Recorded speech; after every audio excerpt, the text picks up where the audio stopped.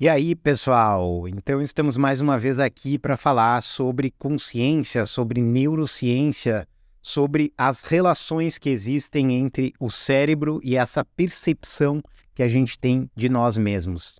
No yoga, essa percepção é tida como a verdade pura, simples.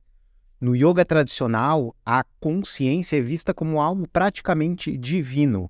E isso é uma das principais diferenças na visão do neuro-yoga, que é um yoga moderno, contemporâneo, que é fundamentado nas neurociências, para o yoga tradicional. No neuro-yoga, a gente entende a consciência tal como ela é explicada pela ciência. A consciência é parte do cérebro, ela é diretamente ligada, relacionada com o funcionamento do cérebro. Então, nesse livro aqui, que é o Binyu, que eu já apresentei vídeos sobre ele para você, esse livro é escrito pelo Anil Seth, e o Anil Seth fez recentemente uma grande pesquisa sobre as diferentes formas de explicar a consciência, o que existe hoje de mais moderno na explicação do que é a consciência. Ele produziu esse artigo para Nature, que é uma das principais revistas sobre ciência do mundo, e no curso de formação do Neuro-Yoga, nós traduzimos essa pesquisa e nós apresentamos ela como aula, mostrando as principais diferenças dessas visões e tudo baseado nesse artigo, junto com esse livro que é o Binyu, que você também pode encontrar aí na Amazon e em outras livrarias. Então, nesse livro, chega um momento em que ele começa a fazer um questionamento de que o ser humano, de fato, tem a percepção sobre si mesmo. A gente consegue pensar sobre nós mesmos, a gente consegue se perceber praticamente como algo externo. E ele começa a fazer a reflexão se os outros animais, eles teriam também esse mesmo tipo de percepção. Então ele vai atrás de uma pesquisa bastante grande que foi feita, inclusive foi liderada pelo David Eagleman, que é outro neurocientista que a gente já abordou aqui também, o livro dele, Cérebro, a Descoberta de Quem Somos. A gente tem aqui também no feed um vídeo sobre esse livro. E o David Eagleman, ele liderou uma pesquisa para ver se de fato os animais tinham a consciência tal como os seres humanos. Então, eles se restringiram a pesquisar os mamíferos. E o que eles levavam em conta? Primeiro, como é que era o cérebro como um todo? O cérebro, ele tinha áreas tais como o dos seres humanos.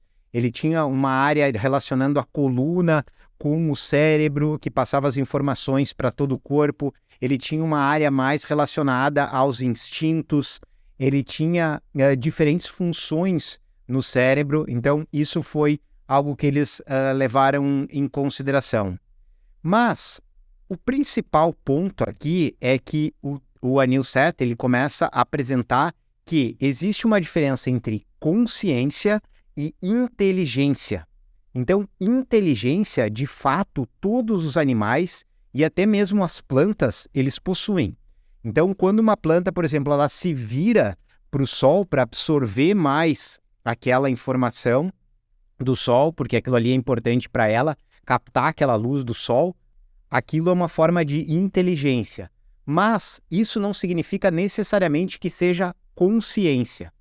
Então, eles começaram a fazer diferentes testes para medir as inteligências dos mamíferos.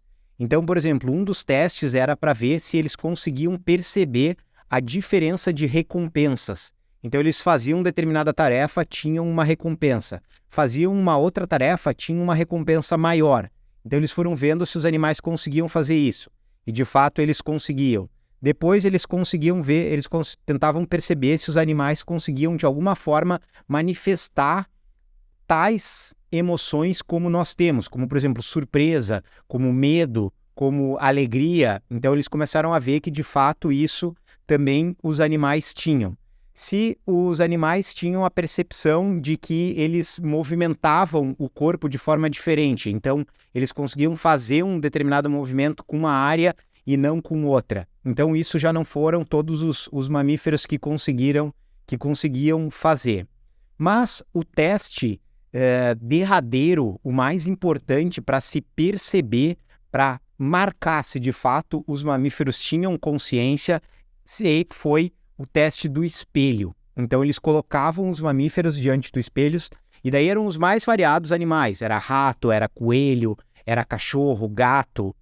E nenhum dos mamíferos se percebeu como algo externo. Ele percebeu que no espelho estaria ele mesmo.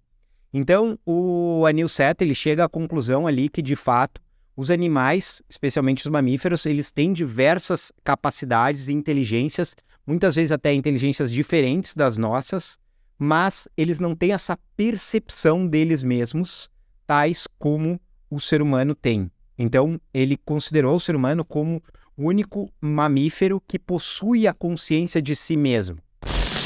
Mas daí ele começa a fazer uma reflexão sobre, de todos os animais, qual que se aproximaria mais das capacidades humanas? Qual que teria mais proximidade com relação a essa questão de perceber a si mesmo? E eu vou deixar alguns segundinhos aí para você pensar. Enquanto isso, eu já vou falar que esse vídeo, ele é mais um vídeo dos vídeos que eu me propus a fazer para apresentar um conteúdo cultural aqui para vocês, para apresentar algo que esteja relacionando o cinema com as neurociências. E por que eu não vou falar agora o nome? Porque você tem que pensar ainda um pouquinho qual dos animais seria o mais próximo de ter consciência de si mesmo, qual conseguiria coordenar melhor os movimentos dele, qual conseguiria ter uma inteligência maior com relação a todos os demais. E eu acho que você não descobriu. E aqui vai entrar a nossa dica cultural dessa semana, porque o animal que o Anil Seth considerou como mais próximo de ter uma consciência próxima como a do ser humano é o polvo. Então, esse é um documentário que estava presente na Netflix. Então, como essas coisas da Netflix sempre mudam, então uma hora tem, outra hora não tem um filme na Netflix, então eu não tenho como ter certeza de que nesse momento esse filme está passando na Netflix. Mas eu já dei essa dica no outro vídeo, então se você não encontrou na Netflix, baixe um programa chamado Streamio, que lá você vai encontrar. Então esse documentário chama Professor Polvo, e é a história de um mergulhador que ele começa a ir atrás de um polvo e começa a descobrir a inteligência desse animal. Então, uma das coisas que o Anil Seth fala é que o polvo, assim como o ser humano, ele não tem tudo concentrado num ponto só. Ele tem os seus tentáculos como se fossem garras que são independentes. Então, é como se ele tivesse diversos cérebros funcionando simultaneamente. Ele consegue ter uma percepção de consciência dos diferentes membros do corpo dele e trabalhar isso de forma independente para favorecer a sua sobrevivência, a sua caça, o que quer que seja. E além disso, esse filme ele mostra muito essa questão da empatia do povo, da observação do povo, e por isso que ele se chama, inclusive, Professor Polvo. Se eu não me engano, esse filme ganhou o Oscar de melhor documentário aí há uns anos atrás. Se não ganhou, eu tenho certeza que concorreu, mas eu acredito que tenha ganhado, e é um filme que vale a pena a gente ver para entender algo que no final dessa parte que o Anil Seth expõe ali sobre a questão da inteligência e da consciência, é que de fato a gente tem essa percepção de nós mesmos, mas a gente tem que entender que cada ser vivo ele possui uma forma de experienciar o universo. Não necessariamente ter essa consciência de si mesmo significa pior, significa que é diferente. Então os animais, as plantas, todos eles percebem o ambiente, todos eles se adaptam ao ambiente, todos eles têm diferentes tipos de inteligências. Nós temos esse privilégio dessa percepção. O nosso cérebro é capaz de criar essa consciência de nós mesmos. Mas isso não significa que essa seja a única forma, ou digamos assim, que seja a mais evoluída.